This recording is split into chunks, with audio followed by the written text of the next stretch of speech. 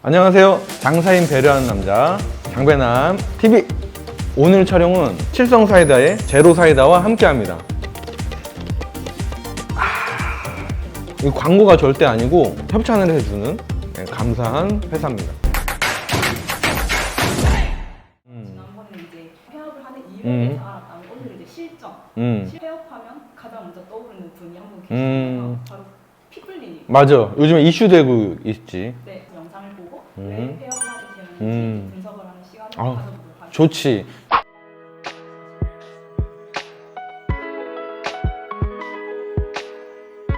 오늘 이 영상은 이 핏불리님의 단점을 들춰내고자 하는 게 아니고 혹시라도 제2의 도전을 할 때 도움이 되었으면 좋겠습니다. 팬입니다.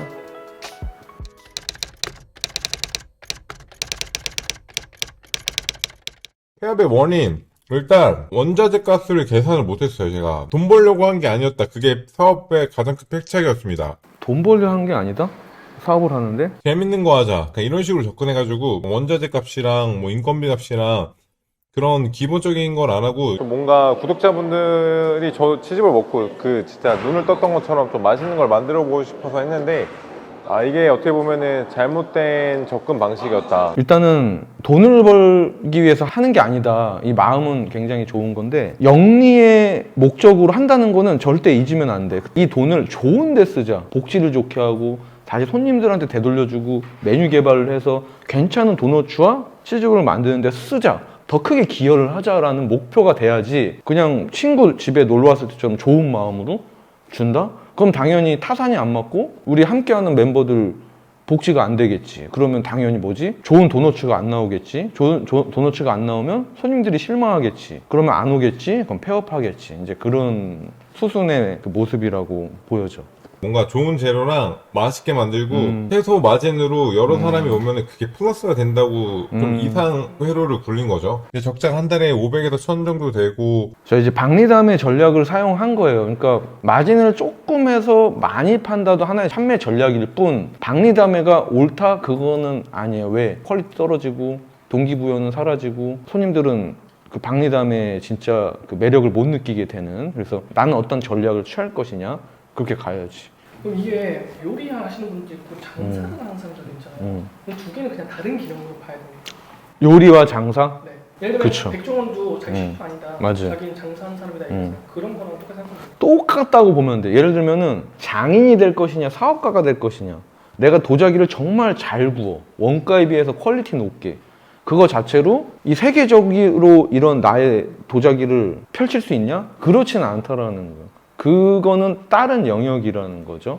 여기는 진짜 제가 제빵 제대로 하려고 제빵 공부부터 했고 제빵 쉘도 다 만들고 레시피도 진짜 다 관여해서 만들고 했던 곳이라 사업가는 다른 문제다. 빵을 내가 잘 만든다? 그거랑 별개. 아예. 당분간 하나에 집중하시는 건 어떠세요? 멘탈 잡을 시간도 있어야죠. 그러고 싶지만 이미 여러 사업이 있어서 하나만 집중하려면 다 폐업을 해야 돼요. 하나 집중하기 위해서 다 폐업을 해야 된다. 제가 사업을 하면서 많이 느꼈던 게 벌리면 못 빠져나와요. 뭐 회사는 힘들면은 퇴사를 하면 되는데 사업은 벌려놓으면 벌려놓으면 퇴사를 하면 퇴사를 망하는 거예요. 퇴사를 대표가 하면 퇴사를 못해. 자, 여기서 중요한 이야기를 한 거예요. 핏불리님이. 사업을 펼쳐서 규모를 크게 할 때는 반드시 내가 아니어도 자리를 비워도 그 사업이 돌아갈 수 있게끔 시스템을 만들어 놓은 상태에서 다음 사업이 진행이 돼야 돼요. 그러지 않으면 다음 사업은 뭐죠? 시기상조야. 하나의 이제 사업이 제대로 돌아가려면 인재 필요하고 수익이 나기 시작해야 되고 그쪽 사업에 대한 지식이 되게 많이 정립되어 있는 상태여야 돼. 근데 이제 핏불리님이 얘기하신단 말이에요. 자기가 자리를 비울 수 없다. 퇴사할 수 없다. 맞아요. 그렇기 때문에 내 대체할 수 있는 인재를 고용해놔야 돼. 하나의 예를 들자면 이재용 회장 삼성에 사업부가 많단 말이에요. 다 본인이 뛰지 않는단 말이에요. 그럼 누가 있죠? CEO들이 있죠. 그렇죠? 다시 이쪽으로 와서 핏불리님을 보면 그런 게 없이 사업만 펼쳐놓은 거야. 그 다음 수순은 전 솔직히 뻔히 알아요. 분명히 이 다음에 나오겠지만 사람에 대한 문제, 인재에 대한 문제 그게 굉장히 크게 불거졌을 거예요. 100%. 그러면 이제 시스템이랑 이 구조를 어쨌든 설정을 안 해놓고 벌려서 그렇죠. 또 하나 새로운 사업이 안 된다고 했을 때 그 리스크를 이 사업에서 늘 수 있느냐를 생각을 해야 돼. 우리 지금 귤스 에듀테인먼트 생각하면 돼요. 여기서 지금 우리가 수익이 나온 상태가 아니에요. 근데 어떻게 해? 외식사업부가 있잖아요. 여기 잉여자본이 발생을 하기 때문에 여기가 수익이 안 나와도 갈 수 있다는 판단하에 다음 사업을 진행한 거란 말이에요. 이런 콘텐츠도 마찬가지 맥락이라는 거. 이해 가셨죠? 그러면 창업하는 사람들이 분명히 두 번째 지점을 내고 싶어 하죠. 그렇죠. 예. 그럼 어느 시점대가 딱 적절합니까? 잉여 수익이 당연히 나야 되고 그 수익이 2호점이 수익이 발생하지 않는 상황에서도 마이너스가 나지 않게끔 메꿀 수가 있느냐. 두 번째 사업의 규모를 좀 판단을 해야 돼요. 만약에 수익이 안 나면 적자폭이 요 핏불리님처럼 뭐 월 1000 단위로 난다 그러면 당연히 1000만 원 이상의 잉여 수익이 나야 되겠죠. 그리고 사업이란 게 쉽지 않은 게 내가 생각했던 데이터보다 적자가 더 많이 날 수도 있어. 내 지출을 줄여야 된단 말이에요. 그 각오가 돼 있는지가 두 번째. 그러니까 사업은 뭐죠? 아무나 할 수 있는 건 아니에요. 그러면 만약에 이제 2호점이든 잉여자본이 생겨서 추가 더 할 때 준비 기간 최소 얼마 정도까지? 준비 기간, 저는 이건 사람마다 달라요. 저 같은 경우는 리스크를 감당할 수 있다는 판단 들면 바로 움직이는 스타일이에요. 그러고 안 되면 바로 접어. 근데 던지지 못해요. 보통 사람. 왜? 핏불리님이 말했듯이 한 번 시작하면 빼기가 어려운 게 맞아. 근데 뺄 수 있어요. 지금 뺐잖아요. 어쨌든. 극단에 치달아서 뺐단 말이에요. 근데 극단에 치다르기 전에도 뺄 수가 있어. 근데 그걸 못하게 하는 게 뭐냐면 현재 하고 있는 두 번째 사업에 얽힌 사람들의 아쉬움. 근데 보세요. 지금 끝까지 가가지고 첫 번째 사업도 피해를 보면서 두 번째 사업도 지금 접는 상황이란 말이에요. 자, 그럼 지금 퇴직을 한단 말이에요. 더 조건이 좋을까요? 더 나쁘단 말이에요. 핏불리님이 그렇다는 건 아니지만 두 번째 사업까지 같이 망하는 경우에는 퇴직금도 못 받고 나가는 경우가 많아. 근데 중간에 빼졌으면 퇴직금 받아서 보낼 수 있어. 그리고 다시 일어섰을 때 같이 일합시다 할 수 있단 말이에요. 그러니까 용기를 내야 돼. 결단이 서면 바로 움직여야지. 아, 이 사람 보고 저 사람 보고 아쉬움에 질질 끌고 가서 절벽에서 어쩔 수 없이 하면 더 상황은 안 좋다. 저희 교수도 근데 그 귤수는 안 망하게 만들어야 되겠죠. 그렇죠. 왜냐면 저는 실패한 사업이 하나도 없어요. 진짜로. 실성과 함께 합니다. 제로 질성. 질문이요. 이윤 몇 % 잡고 운영했나요? 이윤 안 잡고 퉁치자로 접근을 했습니다. 이윤 안 잡고 퉁치자로 접근했다. 초반에는 그렇게 잘 됐어요. 플러스도 많이 되고 했는데 재료비를 너무 좋은 거를 많이 쓰고 직접 만들다 보니까 인건비가 제일 컸어요. 사실 솔직히 말해서. 인건비. 자, 이윤을 최소로 잡고 퉁치자로 갔다고 했어요. 인건비 중이 많이 차지했다. 자, 그러면 이제부터 뭐죠? 인건비가 부담이죠. 그럼 어떻게 되죠? 수익이 줄어드는 순간부터 가장 덩치가 큰 이 인건비를 어떻게 줄일까? 그러면 누가 일을 못하나를 보게 돼. 자연히 관리자급들한테 이런 얘기를 하게 돼요. 혹시 문제되는 직원 있나요? 누가 일을 제일 못하는? 맨날 그런 얘기만 해. 리더가 그러면 직원들은 뭐야? 누가 제일 못해? 어떻게 보고를 해주지? 못하는 것만 봐. 그러면 조직이 경직되기 시작해. 이렇게 만들면 안 돼. 사실 이게 뒤에 이제 피플님이 말씀하시긴 하는데 폐업을 할 때 이제 이 지점을 폐업을 하면 그리고 저희 직원들은 다 1호점으로 넘어갑니다.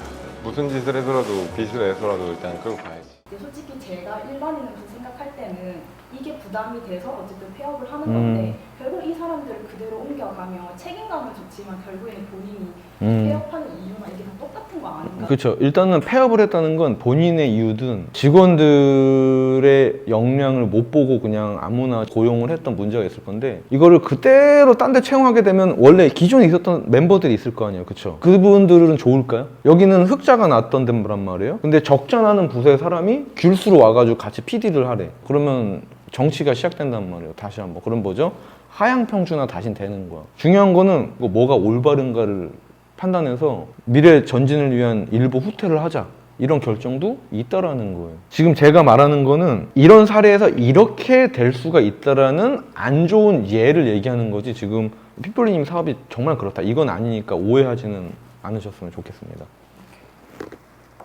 기존에 있던 카페를 제가 인수를 해가지고 인테리어 상이 안 나겠는데 그 권리금을 굉장히 상상해 주고 들어갔는데 아, 권리금 많이 이 권리금에 줬구나. 카페 뭐 머신이랑 재뱅기랑 뭐 여러 가지가 있을 거 아니에요. 기물집기들. 이제 운영을 하려고 다 까가지고 청소를 하는데 공부하는데 이게 노무화돼 있어가지고 다 망가진 거였고 이게 그 거금을 들여서 권리금을 이제 시설 권리금, 바닥 권리금 다 주고 들어가신 거예요. 이야기 들어보니까 주변 시세에 비해서 많이 주고 들어간 것 같아. 본인이 인플루언서라서 그랬던 것 같다 이런 서두를 붙이시는 거 보니까. 근데 우리가 자동차를 살 때 큰 돈을 들어서 산단 말이에요. 그럼 어떻게 사죠? 시동 켜보고 엔진오일 찍어보고 좀 주행해보고 이상이 있을 때를 대비해서 성능 보증 제도가 있단 말이에요. 자, 근데 이 가게도 똑같은 거예요. 이런 기물짓기를 하나하나 체크하지 않고 양도양수를 받았다 그러면은 본인의 과실이라고 봐야 돼요. 그걸 판 사람 증거가 없어. 나는 괜찮았는데 네가 살 때 체크 안 하고 그런 거 아니냐, 망가뜨리고 나한테 얘기하는 거 아니야. 이게 불분명하거든요. 뭔가를 물건을 구매할 때 기본인 거예요. 그러니까 아무튼 뭐 그래가지고 그때 타격을 너무 많이 받았고 강하게 막 이렇게 따지고 막 변호사도 하고 해야 되는데 그때 지쳤어가지고 그냥 지쳤다. 지금 어찌됐든 생각했던 그 상태로 뭔가를 받은 게 아니야. 근데 따지는 게 귀찮아서 넘어갔다. 재정 관리에 아쉬움이 있는 부분 아닌가. 왜? 그거를 내가 AS를 정확하게 받았어? 그래서 예를 들면 한 1,000만 원 아꼈단 말이야? 그럼 이 1,000만 원을 뭘 할 수 있을까? 우리 직원들 보너스 줄 수도 있고, 그럴 수 있는 돈을 선한 마음에, 나는 싸움 싫어하니까 부딪히는 게 싫으니까 그걸 피하기 위해서 그냥 그 1,000만 원 내가 손해를 그냥 봤다. 피블리님이 아니고 그런 분들이 되게 많아. 그러면 피해는 누가 본다? 패밀리가 본다. 내가 어렸을 때 이웃집에 어떤 착한 아저씨가 있었는데 돈을 되게 많이 빌려주고 다녔어. 그리고 못 받는 거야. 주변에서는 되게 좋은 사람, 착한 사람, 유한 사람 이제 이런 식이었는데 가족들한테는 좋은 아빠는 아니었어. 다른 사람들한테 착한 사람이 되기 위해서 가족들은 항상 힘들었던 거야. 사고 싶은 것도 못 사고 등록금도 못 내고. 사업가는 그런 식구가 20명, 30명, 40명, 50명 있는 거다.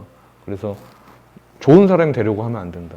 이게 어쨌든 이득 관계가 걸려 있고 좋은 사람도 그런 관계가 있으면은 자기 손해 보려고 절대 안 합니다. 그럼 양보 그런 거 없어요. 그냥 눈 돌아가요. 자, 공과 사에 대한 개념을 알아야 되는데 이 회사를 하는 건 좋은 사람이 되거나 누군가한테 봉사를 하는 비영리 단체를 운영하는 단체장이 아니고 영리를 목적으로 하는, 그리고 그 영리를 해서 선한 데 쓰고자 하는 훌륭한 사업가가 되고 싶은 거예요. 사업가끼리 모였어. 거래를 해. 영리죠. 그쵸? 손해를 감수할까요? 당연히 하겠어요? 안 하죠. 사업에서는 손해는 나면 안 돼요. 근데 손해가 나도 돼야 될 때가 있어. 이걸 손해라고 안 해요. 돈이 됐든 뭐가 됐든 자원을 일단은 이 행위를 투자라고 불러요. 사람에 대한 투자, 사업에 대한 투자, 일단은 거는 거야. 자, 그래서 손해를 보려 하지 않는다. 이게 나는 투자 관계였을 수도 있다고 봐요. 근데 이거를 잘못 해석할 수도 있는 거야. 손해를 감수하려고 하지 않는다. 그러면 왜 이 사람이 나한테 손해를 감수하지 않을까? 투자할 만한 가치가 없다 라고 느꼈을 수 있는 거예요, 나한테. 그럼 뭐예요, 여기서? 왜 나한테 투자를 안 해? 왜 나한테 손해를 안 봐? 이게 아니고 내가 투자 받을 사람이 될 만큼 뭐죠? 키워야 되겠죠. 메리트 느낄 수 있도록 공부를 더 해야지. 아니, 내 가치를 올려야지. 책을 한 권 써볼까? 수익을 늘려서 한번 매력을 느껴보자 하면 뭐죠? 투자라는 거래. 이해 가셨죠? 근데 이거를 뺏기고 손해보고 안 보고의 개념으로 보는 건 사업가가 갖기에는 짧은 식견일 수 있다. 일단 이 말만 봤을 때